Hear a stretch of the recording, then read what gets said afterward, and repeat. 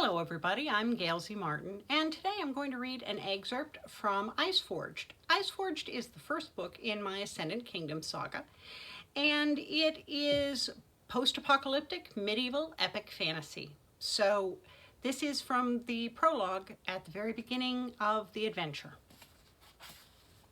This has to end. Blaine McFadden looked at his sister Mary huddled in the bed, covers drawn up to her chin. She was sobbing hard enough that it nearly robbed her of breath and was leaning against Aunt Judith, who murmured consolations.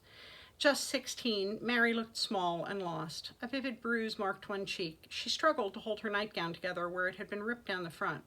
"You're upsetting her more." Judith cast a reproving glance his way. "I'm upsetting her. Father's the one to blame for this. That drunken son of a bitch." Blaine's right hand opened and closed, itching for the pommel of his sword. "Blaine," Judith's voice warned him off. "After what he did, you stand up for him?"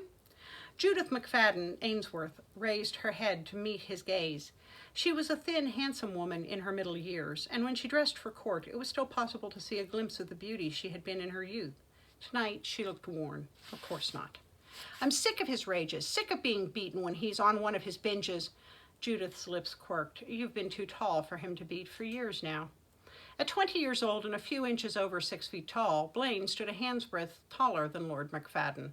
While he had his mother's dark chestnut hair, his blue eyes were a match in color and determination to his father's.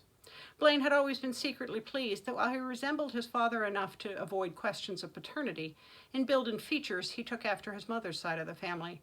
Where his father was short and round, Blaine was tall and rangy. Ian McFadden's features had the smashed look of a brawler. Blaine's were more regular and, if not quite handsome, better than passable.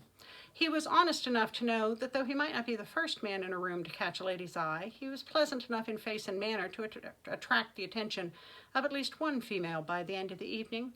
The work he did around the manor and its lands had filled out his chest and arms. He was no longer the small, thin boy his father caned for the slightest infraction. "He killed our mother when she got between him and me. He took his temper out on my hide until I was tall enough to fight back. He started beating Carr when I got too big to thrash. I had to put his horse down after he'd beaten it and broken its legs. Now this, it has to stop." "Blaine, please." Judith turned, and Blaine could see tears in her eyes. "Anything you do will only make it worse. I know my brother's tempers better than anyone." Absently, she stroked Mary's hair. "By the gods, did he—" But the shamed look on Judith's face as she turned away answered Blaine's question. "I'll kill the son of a bitch," Blaine muttered, turning away and sprinting down the hall. "Blaine, don't! Blaine!" He took the stairs at a run. Above the fireplace in the parlor hung 2 broadswords, weapons that had once belonged to his grandfather. Blaine snatched down the lowest broadsword. Its grip felt heavy and familiar in his hand. "Master Blaine!" Edward followed him into the room. The elderly man was alarmed as his gaze fell from Blaine's face to the weapon in his hand. Edward had been Glenreath's seneschal for longer than Blaine had been alive. Edward, the expert manager, the budget master, and the family's secret keeper. "Where is he?" "Who, my lord?" Blaine caught Edward by the arm, and Edward shrank back from his gaze. "My horse-spawned father, that's who. Where is he?" "Master Blaine, I beg you, where is he?" "He headed for the gardens. He had his pipe with him." Blaine headed down the manor's front entrance at a dead run. Judith was halfway down the stairs.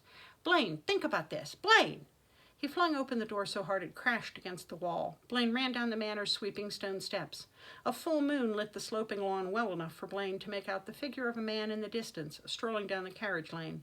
The smell of his father's pipe smoke wafted back to him, as hated as the odor of camphor that always clung to Lord McFadden's clothing.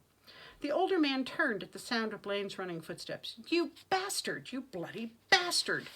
Blaine shouted. Ian McFadden's eyes narrowed as he saw the sword in Blaine's hand.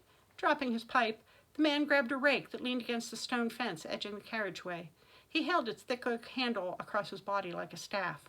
Lord McFadden might be well into his 5th decade, but in his youth he had been an officer in the King's army, where he had earned King Meryl's notice and his gratitude. "Go back inside, boy. Don't make me hurt you." Blaine did not slow down or lower his sword. "Why? Why marry? There's no shortage of court horrors. Why marry?" Lord McFadden's face reddened. "Because I can. Now drop that sword if you know what's good for you." Blaine's blood thundered in his ears. In the distance he could hear Judith screaming his name. "I guess this cur needs to be taught a lesson." Lord McFadden swung at Blaine with enough force to have shattered his skull if Blaine had not ducked the heavy rake. McFadden gave a roar and swung again, but Blaine lurched forward, taking the blow on his shoulder to get inside McFadden's guard. The broadsword sank hilt deep into the man's chest, slicing through his waistcoat. Lord McFadden's body shuddered, and he dropped the rake. He met Blaine's gaze, his eyes wide with surprise. "Didn't think you had it in you," he gasped. Behind him, Blaine could hear footsteps pounding on the cobblestones. He heard panicked shouts and Judith scream. Nothing mattered to him, nothing at all, except for the ashen face of his father. Blood soaked Lord McFadden's clothing, and gobbets of it splashed Blaine's hand and shirt. He gasped for breath, his mouth working like a hooked fish out of water. Blaine let him slide from the sword, watched numbly as his father fell backward onto the carriageway in a spreading pool of blood. "Master Blaine, what have you done?" Selden, the groundskeeper, was the first to reach the scene.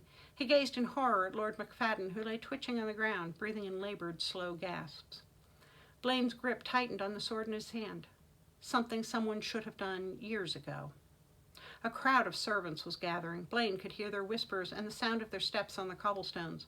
"Blaine! Blaine!" He barely recognized Judith's voice, raw from screaming, choked with tears. His aunt must have gathered her skirts like a milkmaid to run from the house this quickly. "Let me through."